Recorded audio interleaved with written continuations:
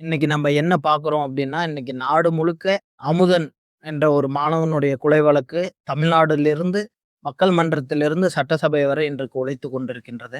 குறிப்பாக இது எங்கு நடந்திருக்கின்றது என்றால், கோவை மாவட்டத்திலே ஒரு தனியார் கல்லூரியில் இந்த கொலையும் நடந்திருக்கின்றது. எப்படி அதாவது சங்கம் வளர்த்த கோவை மண்ணிலே இந்த தொடர்ச்சியாக இந்த 10 நாட்களில் 5லிருந்து 6, 7 கொலை வழக்குகள் நடந்திருக்கின்றன. ஆகஸ்ட் 3ஆம் தேதி பீளமேடு என்னும் பகுதியில் நவீன் என்ற 25 வயது இளைஞருக்கு கத்தி குத்தால் ஏற்பட்டு படுகாயமடைந்து இறந்து போயிருக்கிறார். அதுக்கடுத்து 6ஆம் தேதி கிணத்துக்கடை என்கின்ற பகுதியிலே அஸ்வின் என்ற 22 வயதான மாணவன் கத்தி சுத்தியால் அடித்து கொலை செய்யப்பட்டிருக்கிறார். அடுத்து அமுதன், அதே ஆகஸ்ட் 10ஆம் தேதி அமுதன் ஒத்தக்கால் மண்டப பகுதியில் உள்ள தனியார் இந்துஸ்தான் கல்லூரியில் சுமார் ஒரு 10 பேர் கும்பலால் அடித்து கொலை செய்யப்பட்டிருக்கிறார். அதன் தொடர்ச்சியாக ஆகஸ்ட் 12ஆம் தேதி பாபநாயகம் பாளையத்தில் சாந்தி என்ற 58 வயது பெண்மணியை கத்தியால் குத்தி மர்ம நபர்கள் கொலை செய்தனர். தமிழ்நாட்டில் என்னதான் நடந்து கொண்டிருக்கின்றது? தமிழ்நாட்டினுடைய சட்ட திட்டங்கள் இப்பொழுது எவ்வாறு இருக்கின்றது? தமிழ்நாட்டின் சட்ட ஒழுங்குகள் இப்பொழுது எவ்வாறு இருக்கின்றது? மது பழக்கம் எவ்வாறு இருக்கின்றது? மதுவினுடைய புழக்கங்கள் எவ்வாறு இருக்கின்றது? இதையெல்லாம் மக்கள் இன்னைக்கு மிகுந்த அச்சத்தோடு இருக்கிறார்கள். மாணவர்களாகட்டும் மாணவிகளாகட்டும் செல்வதற்கு, ஏன் இன்றைக்கு கல்லூரிக்கு அனுப்புவதற்கு கூட இன்னைக்கு பெற்றோர்கள் மிகுந்த அச்சப்படுகின்ற சூழ்நிலை இன்று தமிழ்நாட்டில் ஏற்பட்டிருக்கின்றது. மிகுந்த ஒரு கனவோடு கள்ளக்குறிச்சி மாவட்டத்தில் இருந்து கோவைக்கு தனியார் இந்துஸ்தான் கல்லூரிக்கு தாய் தந்தையர் அந்த அமுதன்ற மாணவரை சேர்த்திருக்காங்க. இப்ப இந்த மாணவன் பாத்தீங்கன்னா 3ஆம் ஆண்டு இந்துஸ்தான்ல இன்ஜினியரிங் படிச்சுக்கிட்டு இருந்திருக்காரு. இவர் இப்ப மர்மமான முறையில் இறந்திருக்கிறார். பல தரப்பட்ட கருத்துக்கள் இவருக்கு மேல் இருக்கு. இப்போ எந்த கருத்தில் இவங்க சொல்றாங்கன்னு பாத்துக்கிட்டீங்கன்னா, இப்போ 3 கதைகள் இவருடைய கொலைக்காக சொல்றாங்க. காவல்துறையினர் என்ன சொல்றாங்கன்னு பாத்துக்கிட்டோம்னா, இது கோஷ்டி பூசல், அதாவது மாணவருக்குள்ளாக ஒரு குழுவாக பிரிந்து அதில் மோதல் ஏற்பட்டதால் இவர் இறந்திருக்கிறார் என்று காவல்துறையினர் சொல்கிறார்கள். பெற்றோர் என்ன சொல்கிறார்கள்? என் மகன் போதைப் பொருள் பயன்படுத்துபவர்களை காட்டி கொடுத்ததனால் அடித்து கொலை செய்யப்பட்டிருக்கிறார் என்று பெற்றோர்கள் சொல்கிறார்கள். 3வது இடத்தில் கல்லூரி தரப்பில் அவர்கள் ஒரு விளக்கம் கொடுக்கிறார்கள்.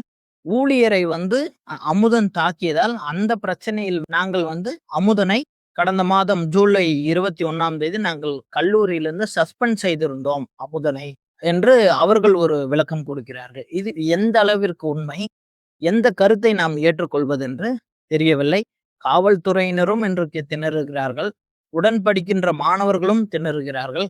கல்லூரி வளாகமும் கல்லூரியில் இருக்கக்கூடிய ஆசிரியர்கள் பேராசிரியர்களும் திணறுகிறார்கள். இதுவரை 6ல் ஆரம்பித்த கைது இப்போது 20ற்கும் மேற்பட்ட மாணவர்களை இந்துஸ்தான் கல்லூரியிலிருந்து கைது செய்து விசாரணை செய்து வருகிறார்கள் காவல்துறையினர்.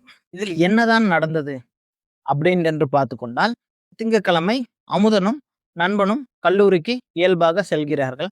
அப்போது கல்லூரி வளாகத்திற்குள் செல்லும் போது அமுதனையும் நண்பனையும் வழிமறித்து 10 பேர் கொண்ட கும்பல் அவரை சரமாரியாக தாக்குகிறார்கள். இரும்பு ராடு கொண்டு அவரை தாக்குகிறார்கள். உடன் இருந்த நண்பன் தப்பித்து ஓடிவிட்டான். அப்புறம் பாத்தீங்கன்னா, அந்த பையன் ரொம்ப அடிபட்டு ரொம்ப காயத்துல திருப்பி அவனுடைய விடுதியினுடைய அறைக்கு செல்கிறான். அந்த அறையில் அவன் மிகுந்த வேதனையாகவும் மிகுந்த பலத்த காயத்துடன் இருக்கிறான். சுமார் ஒரு 3 மணி அளவில் அமுதனுக்கு பார்த்துக்கிட்டீங்கன்னா மூச்சு திணறல் ஏற்பட்டு இருக்கிறது, நெஞ்சு வலி ஏற்பட்டு இருக்கிறது. மருத்துவமனைக்கு அழைத்து செல்கிறார்கள். செல்லும் மொழியிலே அமுதன் உயிரிழந்து விட்டான். இதுதான் அன்றைக்கு நடந்த நிகழ்வு. அதாவது காலை கல்லூரி செல்வதிலிருந்து மாலை அந்த 3 மணி அளவிலே அமுதன் இறந்திருக்கிறான். இந்த நிகழ்ச்சி நிழல் இதுதான் நடந்திருக்கின்றது அன்றைக்கென்று கல்லூரி தரப்பில் சொல்லப்படுகின்றது. ஆனால் அதற்கு முந்தைய நாள் கோயம்புத்தூரில் என்ன நடந்திருக்கின்றது என்றால், அதே பகுதியில் சுமார் 2112 கேஜி கஞ்சாவை பறிமுதல் செய்து போலீசார் அதை அழித்திருக்கிறார்கள். அது பெரும் பரவலாக பேசப்பட்டது. ஊடகங்களிலும் செய்திகளிலும் அந்த செய்திகள் எல்லாம் வந்திருந்தது. இதையும் பெற்றோர்கள் முன்னிறுத்துகிறார்கள். அதாவது என் மகன் இறந்த முந்தைய நாளில் சுமார் 2112 கேஜி கஞ்சா பொருளை காவல்துறையினர் அளித்திருக்கிறார்கள். ஆனால் காவல்துறையில் என்ன ஒரு விளக்கம் கொடுக்கிறார்கள் என்றால், அதே ஞாயிற்றுக்கிழமை காலை 5:30 மணி அளவில் ஒத்தக்கால் பாளையத்தில் இருக்கக்கூடிய இளவரசன் என்ற அதே கல்லூரியில் படிக்கக்கூடிய மாணவன் தனியாக விடுதியை எடுத்து, தனியாக விடுதி என்றால் தனியாக ரூம் எடுத்து அந்த பகுதியிலே படித்து கொண்டிருக்கிறான். அவன் வீட்டிற்குள் சில மர்ம நபர்கள் உள்நுழைந்து அவனுடைய மொபைல் திருடி இருக்கிறார்கள். அந்த திருட்டில் அமுதன் ஒருவன் இருந்திருக்கிறான் என்று அந்த இளவரசன் வந்து காவல்துறைக்கு கம்ப்ளைண்ட் கொடுத்ததா சொல்லப்படுது. அதாவது இளவரசனுடைய வீடு தூந்து 10 பேர் வந்து சரமாரியா இளவரசனை தாக்கியிருக்கிறார்கள். அவனுடைய மொபைல் போனை திருட செய்திருக்கிறார்கள். அதில் ஒருவன் தான் அமுதன் என்று இளவரசன் தரப்பிலே வந்து காவல்துறையினருக்கு கம்ப்ளைண்ட் கொடுத்திருக்கிறார். இப்படி இருக்கக்கூடிய நேரத்திலே இதுதான் காரணம் என்று மீண்டும் காவல்துறையினர் வந்து சொல்கிறார்கள். அதாவது நான் முன்பு சொன்னதுதான், பெற்றோர்கள் என் மகன் வந்து போதைப் பொருளை காண்பித்து கொடுத்தான், அதனால் தான் இந்த கொலை நடந்திருக்கின்றது. என் மகன் இன்றைக்கு பரிதாபமாக உயிரிழந்திருக்கிறான். நான் பெரிய கனவோடு என் மகனை நான் கொண்டு வந்த கோவை மாவட்டத்தில் இருக்கக்கூடிய கல்லூரியில் சேர்த்தேன் என்று ஒரு விளக்கம் கொடுக்கிறார்கள். காவல்துறையினர் என்ன விளக்கம் கொடுக்கிறார்கள் என்றால், இதை வந்து கோஷ்டி பூசல், அதாவது குழுவினுடைய தாக்குதல். இவர்கள் 2 பிரிவுகளாக இருந்திருக்கிறார்கள். அதில் இந்த திருட்டு வேலை நடந்தது. அதில் அமுதன் ஒருவன். அதனால்தான் அவர்கள் இந்த குழுவினால் ஏற்பட்ட மோதலில் அமுதன் இறந்திருக்கிறான் என்று காவல்துறையினர் சொல்கிறார்கள். மீண்டும் கல்லூரி தரப்பில் இருந்து ஒரு விளக்கம் வருகின்றது. என்ன விளக்கம் என்றால், சென்ற மாதம் ஜூலை 21ஆம் தேதி அமுதனும் அவனோடு படிக்கக்கூடிய மாணவனும் இரவு 11:30 மணி அளவிற்கு விடுதியை விட்டு வெளியே சென்றிருக்கிறார்கள். அப்பொழுது அந்த விடுதியில் சமையல் செய்யக்கூடிய நபர் வந்து, ஏன் தம்பி இந்த நேரத்திற்கு வெளியே செல்கிறீர்கள், என்ன காரணம் என்று கேட்டதால் இவங்க 2 பேருக்கும் கை கலப்பு ஏற்பட்டிருக்கின்றது. அந்த அமுதன் என்ற மாணவருக்கும் அந்த சமையல் கலைஞருக்கும் வாக்குவாதம் ஏற்பட்டு அடிதடி ஆகியிருக்கின்றது. இது ஒரு விளக்கமாக கல்லூரி வளாகத்தில் கொடுக்கப்பட்டு இருக்கின்றது.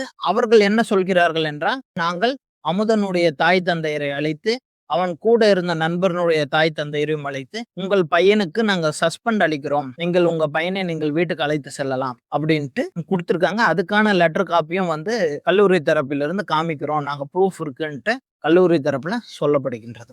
இப்பொழுது இந்த மாணவனுடைய கொலை எப்படி நடந்திருக்கின்றது, யார் இதற்கு காரணம் என்றெல்லாம் பல கோணங்களில் கோவை மாவட்டத்தில் இருக்கக்கூடிய போலீசார் விசாரணை செய்து வருகிறார்கள். இது மக்கள் மத்தியில் பெரும் அதிர்ச்சியை ஏற்படுத்தியிருக்கின்றது.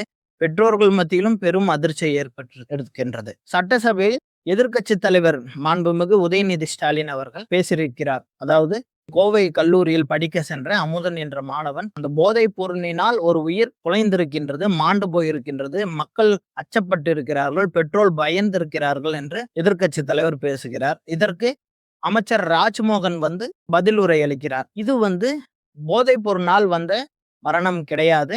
இந்த மரணம் வந்து ஒரு கோஷ்டி பூசல், அதாவது குழுவினால் வந்த மோதல் தான் என்று மாண்புமிகு அமைச்சர் ராஜ்மோகன் அவர்கள் பதில் உரை அளிக்கிறார். மாண்புமிகு சபாநாயகர் அவர்கள் வந்து இந்த விவாதத்தை நாம் வந்து திங்கட்கிழமை விவாதிப்போம், திங்கட்கிழமை பேசுவோம் என்று சட்டசபையிலே சொல்லியிருக்கிறார். இப்போது மக்களாமி நாம்பல் ஒரு பாமரர்கள், ஒரு மாணவர்கள் அல்லது மாணவர்களினுடைய பெற்றோர்கள் கேட்கக்கூடிய கேள்விகள் பல முக்கோண வடிவில் இந்த கேள்விகள் எல்லாம் எழுகின்றது. இப்பொழுது அந்த மாணவன் விடுதியை விட்டு வெளியே சென்றான் என்றால், விடுதியினுடைய காப்பாளர் தான் அந்த மாணவரிடம் கேட்க வேண்டும்.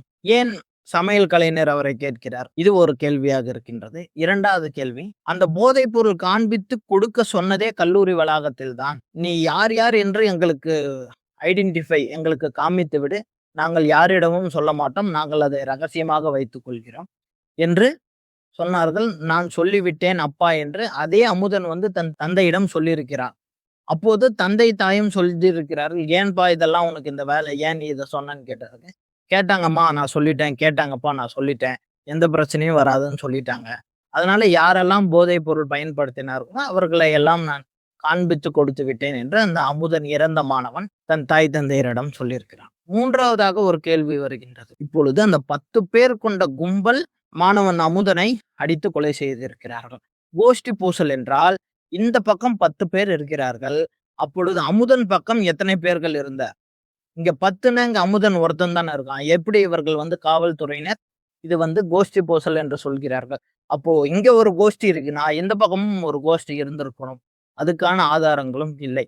இதனால் பெரும் ஒரு அச்சமும் கவலையும் பெற்றோர்கள் மத்தியிலும் மாணவர்கள் மத்தியிலும் ஏற்பட்டிருக்கின்றது. இது எவ்வாறு கையாள்வார்கள், இதை எவ்வாறு போலீசார் இந்த மாணவனுடைய குடும்பத்திற்கு நீதியை பெற்றுக் கொடுப்பார்கள், சட்டம் எவ்வாறு இதை கையாளும், அரசியல் கட்சி தலைவர்கள் எவ்வாறு இதை வந்து முன்னெடுப்பார்கள். இன்றைக்கு இந்த மரணம் ஏற்பட்டதை அடுத்து கோயம்புத்தூர் மாவட்டத்திலே திமுக மாணவர் அணி சார்பில் மிகப்பெரிய ஆர்ப்பாட்டம் நடந்திருக்கின்றது.